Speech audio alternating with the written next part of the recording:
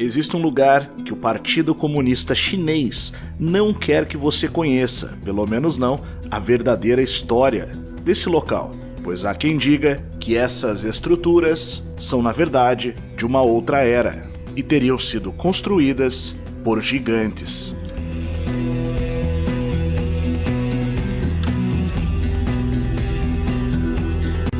Olá, seja muito bem-vindo e bem-vinda ao canal Além da Nuvem, e hoje nós vamos ver mais alguns locais simplesmente inexplicáveis pelas teorias convencionais. Hoje eu vou fazer um contraste com aquilo que é dito pela teoria e aquilo que nós vemos. E aí você mesmo vai dizer se aquilo tem algum sentido ou não. Eu sou Márcio Pichel e você está no canal Além da Nuvem.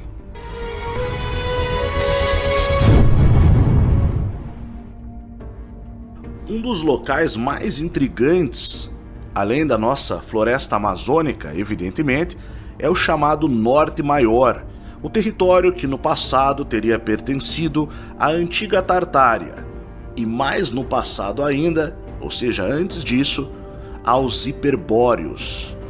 E é claro, tudo isso, hoje nós temos que nos contentar com o que dizem as lendas e as diferentes mitologias a respeito. O problema é que existem diversas estruturas megalíticas naqueles locais que simplesmente evidenciam ou podem ajudar a evidenciar a presença de alguma antiga civilização realmente magnífica naqueles locais, pertencentes supostamente à Hiperbórea e à Tartária. Aliás, esse conteúdo a gente entra em detalhes nesse curso aqui, que é A Outra História do Mundo. Tem muita coisa que você nunca vai ver na internet e nunca viu. Nós vamos ver hoje um local conhecido como Pedreira Yangshan, que fica nessa região no leste chinês, a leste da parte oriental da muralha da cidade de Nanjing. E observe, estamos falando de estruturas megalíticas. Claro, a história oficial, ela não tem muito nexo nem muito sentido quando formos ver. Mas observe primeiramente o tamanho dessas pedras cortadas. Aqui a gente consegue ter uma noção, né, da magnitude desse antigo local. Agora vamos à história oficial. Os arqueólogos contam que essas pedras gigantescas encontradas perto de Nanjing, na China, são resultado de um projeto abandonado durante a construção da cidade de Nanjing. Em 1405, o filho do imperador Yongle, chamado Wongwu, ordenou o corte de pedras gigantes nessas pedreiras, com martelo e cinzel, para o seu uso no mausoléu Ming, o mausoléu Ming Xiaowing, no caso, que também é bem conhecido. Mas a história ela fica espetacularmente ridícula quando os cientistas afirmam que depois da maior parte do trabalho de corte de pedra, né, dessas pedras, ter sido concluído, os arquitetos chineses da época então perceberam que mover pedras tão grandes em uma charrete puxada por cavalos de Yangshan para Mingxiaolin, uma distância considerável, que eu verifiquei aqui no Google, né, dá essa distância aproximadamente aqui, por estrada hoje seriam 26 quilômetros, ou 37 minutos, e se fosse em linha reta seriam aí cerca de 15 quilômetros, conforme podemos ver aqui nessa marcação que eu fiz, tá? Então as duas localidades estão aqui, o mausoléu Mingxiaolin que eu falei, esse mausoléu aqui, que você percebe que ele foi construído com blocos de tamanho normal, a propósito, né? Então eles concluíram isso, basicamente, que eles não conseguiram levar ali, ou não conseguiriam levar os blocos tão grandes para lá e por isso desistiram, abandonaram. E aí essa parte aqui ficou assim, né? Totalmente largada.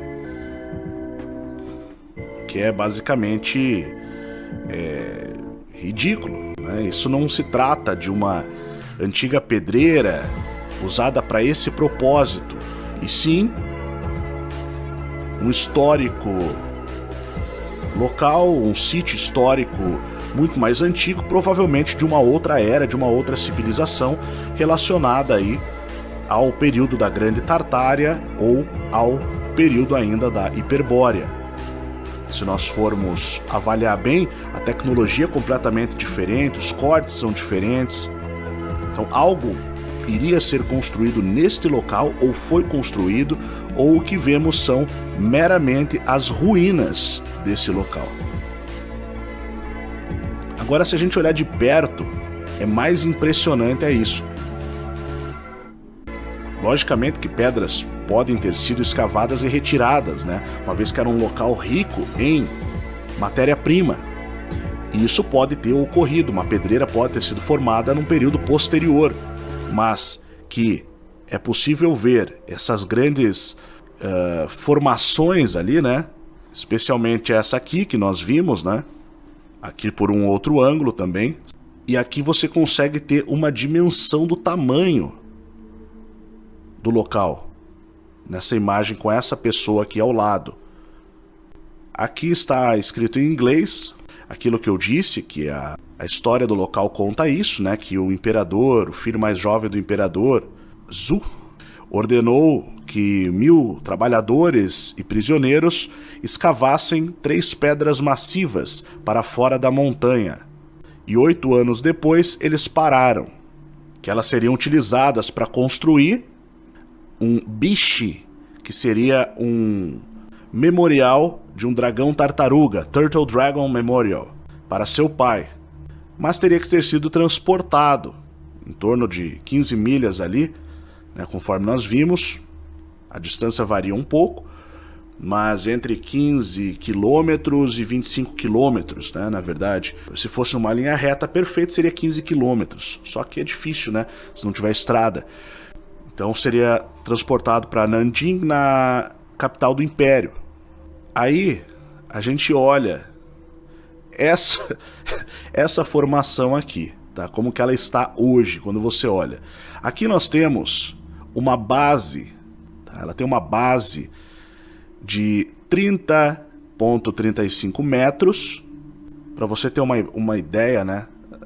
Você pega um lote padrão de 12 por 30, é o comprimento de um lote de terreno. 30 metros seria o equivalente a essa frente dessa estrutura.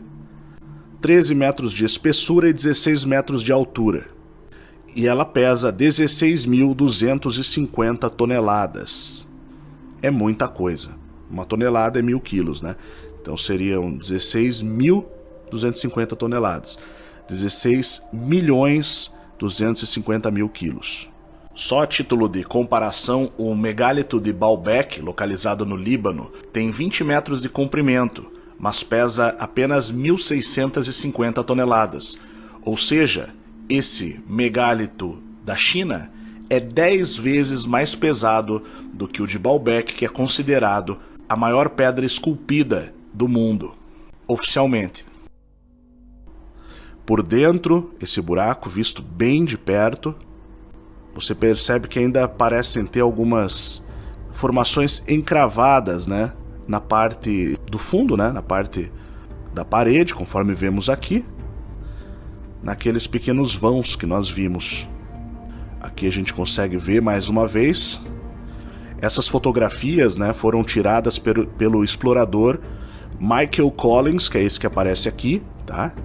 Ele gosta desses locais também e costuma ir visitá-los, né, para verificar como eles são de perto. Olha que sensacional.